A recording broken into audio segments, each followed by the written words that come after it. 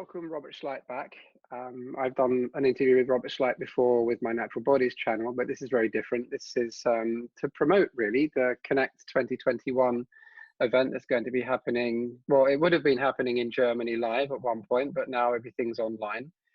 And I went to the last one in Ulm University, which was, when was this? Was that 2016? 2017. 17, that's right. 4 years ago, yeah. Wow, that seems longer than that now. Yeah. And that was a really, really interesting event. You know, I can't recommend this sort of event highly enough. And I think the importance of understanding the connective tissue in sport is really, I think, really where we start to put this sort of work that we do in understanding fascial research, connective tissue research, and then it's like you're putting the rubber to the road. This is where the work really starts to make a lot of difference when you actually see it working live in front of you with sports people. So what was your drive to actually have this event happen in the first place, Robert? And tell us about that. I think it was after the 2009 International Fascia Research Congress. That was the next one after the Harvard first very academic-oriented Fascia Research Congress. In 2009 in Amsterdam, we got the new insights from Yasuo Kawakami, who used dynamic ultrasound to see the length changes, what happens if people are jumping. And he showed us, to our surprise, when people are jumping in a certain rhythm, that the muscle fibers are not changing their length, or almost not. And the fascial elements, the tendinous elements, are doing all the length changes. And that was a new insight for us, how elastic recoil movement, for example, in jogging and running, etc., but also in javelin throwing, involve the elastic recoil capacity, not of the muscle fibers, of the collagenous connective tissues. And then a group of us, so we got together with Tom Myers, etc., and we discussed, does it make sense to bring and develop a fascia-oriented perspective in movement, education, and in sports? And that was the beginning of this Congress series. That's really exciting information, I think, as well. And I mean, something I've noticed just as an observer of watching people run, I mean, as you know, I'm involved in different movement practices. And sometimes when I've watched, say, a well-conditioned, highly tuned athlete run, and I've been behind them running, I'm never in front of them, I'd always be behind. But looking at just how the calf was engaging with the movement, it didn't seem to be that the calf was moving at all. So it just looked like a muscle in a state of constant engagement. And I always used to question that when you see other muscles moving with a fuller range. So that the calf is something that's acting as more of a fascial tensioner. And then you could see that at the ankle was more of the motion. Yeah. And that's in humans, that is much more developed. So our Achilles tendon, our calves are almost like a kangaroo's, in which the recoil capacity is highly developed. So, so what you are seeing is my little sling here. I don't know if it shows on the camera. So my finger would be the muscle fiber. This would be the calcaneus down here. And the elastic spring in between would be the Achilles tendon. And that makes the jumping of an Achilles tendon very different to the jumping of a koala bear. And a running human is like a kangaroo. And you don't find that in chimpanzees, you don't find it in orangutans, you don't find that in gorillas. So that explains a lot of the morphology of our fascial net. Also, the IT band is very special to Homo sapiens. So I'm very excited about this third Congress in this lineage. They happen every 4 years only. And we do every trick to get the world leaders together. And this time we are very, very proud that we got even Dan Lieberman. We couldn't get him at the last Congress. I tried all the tricks, but with the timing and the Boston Marathon and the flights, etc. But now, due to the online nature where we changed against our will, now we have already more than 300 applications. We couldn't have been able to squeeze them into the auditorium, but we also got Dan Lieberman. And I'm very much looking forward to his presentations. because he did a lot of comparison in anthropology. How do gatherer and hunters, how do they run, of course, barefoot compared with us? And how is our anatomy, including the IT band or also throwing in humans, very different to how other animals do that? So you can see this is a highlight for me. I get most of the ideas from which I then lecture for the next 3-4 years from this Congress. So that has been my secret. So because every 4 years you get the world leaders together, they are very happy to exchange information. And so they almost never repeat themselves. So we are all waiting for latest, and then I will go around and lecture them until you won't be able to hear it anymore. That's very good. That's exciting to see that Daniel Lieberman's there. And I really get your excitement with that. And I do see that progress with you, that when we have been to a big event like this, and then I see you lecturing afterwards, I see a renewed enthusiasm with you, which you're constantly enthusiastic with. And it just grows from there, which is fantastic. You've also got some other really exciting speakers as well, haven't you? I think you've got Professor Martin Fischer. He's involved in lots of evolutionary work as well, isn't he? Yeah, and he's doing one on throwing, because he has been the scientific advisor of Thomas Röhler, who is our German throwing champion. So he doesn't look like you would expect. So his shoulder girdle is more skinny like mine, but he almost throws 100 meters, and he uses a lot of elastic recoil. Wow. And he and I, we shared an examination of Thomas Röhler, the gold medalist in javelin throwing a couple of years ago. And I used the ultrasound head that you and I know from the Siemens Lumify to measure how big, how thick is the fascial envelope. So this is my sausage model. So in red color, you have the muscle fibers. And on this side, you have a very thin epimysium around it. But on this side, you have a very thick one. And I want to train my hand in palpation if I feel that the trapezius is stiff, to find out, is it the porridge on the inside, the muscle fibers, or is it the envelope that is stiff? But with ultrasound, you can do that. And with Thomas Röhler, the envelope around the pec major on the right side was 3 millimeters thick. 3 millimeters. You don't have any fascia in the human body that is 3 millimeters thick, except for the plantar fascia, for obvious reasons, because you have all your body weight on it. Yes, so exactly. His pec major on the right side, not on the left. So much for symmetry. Yeah. He doesn't want symmetry. You know, he would push you to the end of this earth if you come and say, Thomas, I want to make you more symmetrical. That would affect his throwing, wouldn't it? That would change his throwing if we made it too symmetrical. Yeah, so these two talks, I'm very much looking forward how they engage, how this asymmetry has been a basic factor in human evolution. So Daniel Lieberman, before he published in Nature twice, how running has been very important for human evolution. And that running is like the swimming for a fish or the flying for a bird for humans. So that is what our body can do better than most other animals, the endurance running and the energy efficient in storage that we have.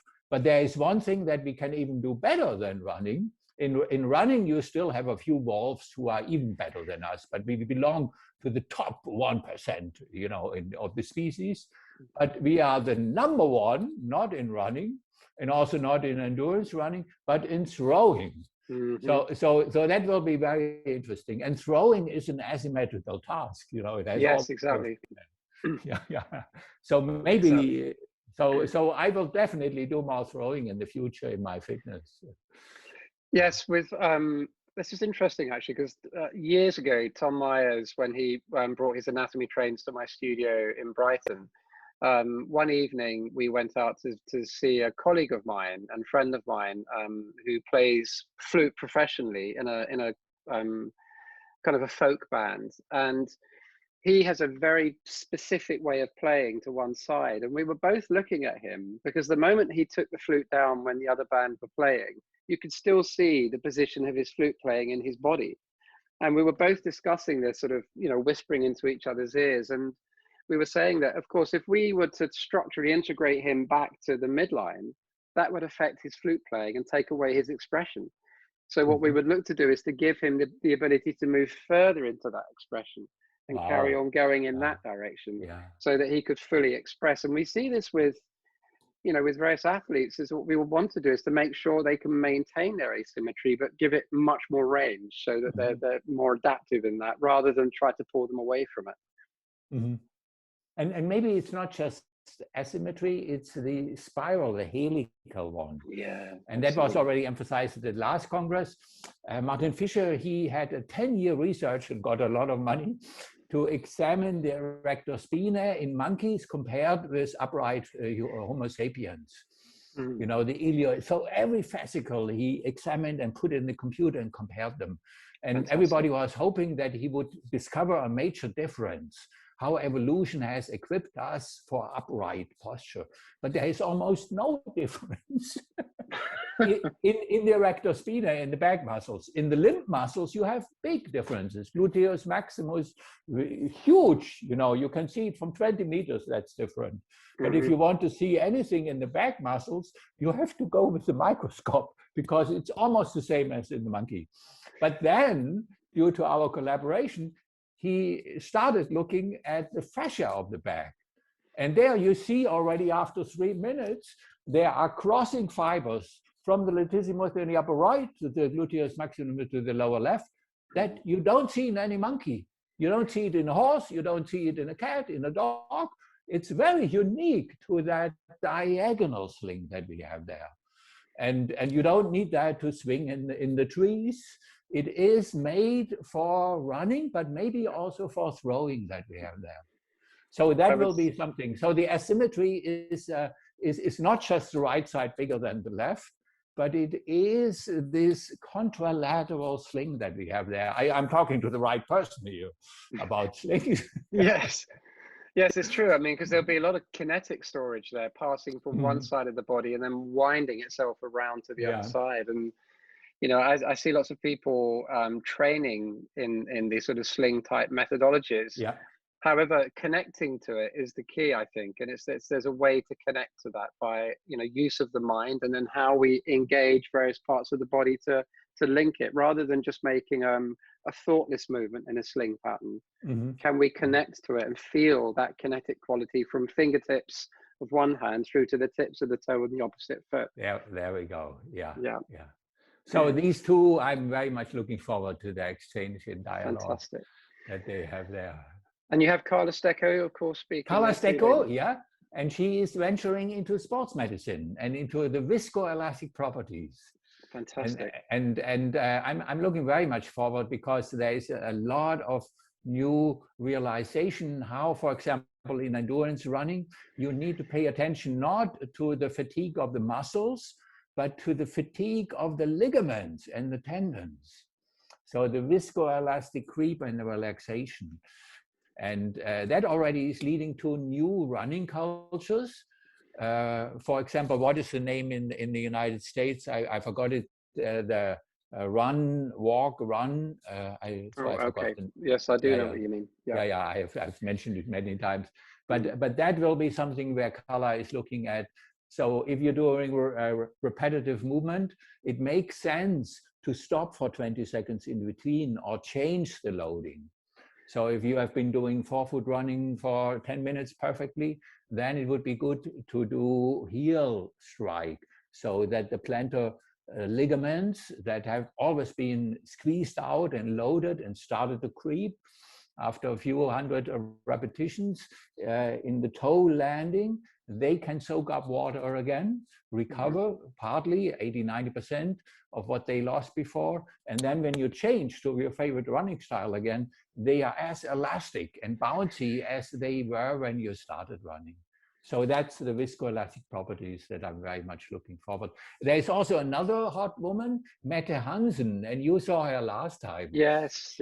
She's the world leader in how sex hormones, it's not only estrogen, but also relaxin, how they shape connective tissue qualities.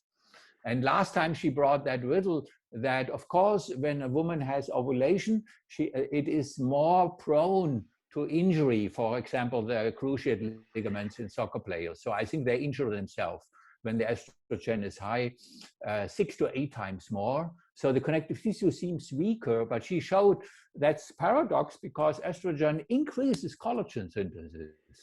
And now she found out, and she will show us, the lack of strength when the estrogen is high is not due to the amount of collagen, but to the cross-links between the collagen fibers. And that is very interesting. And also how that links with the estrogen receptors on the fibroblast that Carla Stecco has been researching, and also the relaxin hormone. She has some new data, but I haven't seen them yet. Right. No, that's really interesting work. Yeah. So all in all, you've got I think there's 6 plenary sessions with 15 speakers, isn't there? At the initial 14 stage altogether. of this. Yeah. Okay. So And then but people have time for 6 months afterwards. Yeah. Yes. Oh, that's good. So, and then you have pre and post congress workshops. I think there's 9 in total with nine workshop teachers as well, haven't you? Yeah. So that's going to be Lederman, exciting. your countryman, he's very popular. I just saw yesterday with the workshops. Yeah, he's very good, Lederman. And so let us know. You've got Wilbur Kelsick, and you've got is it Annette? You have Annette there as well. Val Pilot, she's a celebrity in the United States, and she's quite popular because she's not so well known yet in Europe. Right. Okay, so lots of people went to her workshop to say, let's check her out. Yeah. So yes, a highly recommended event. So Robert, what are the dates? And your Fascial Net Plastination exhibition will be there in a virtual way. And the way how you prepared it, when you did that at the last movement summit that was made in a consortium with our Italian colleagues and with the Brazilian ones. It was also a very dynamic event, but not so much science focused like this one is. You already worked for weeks on making this very nice virtual tour through the Fascial Net Plastinarium. And I begged you, I only had to beg and scrawl on your door a few times.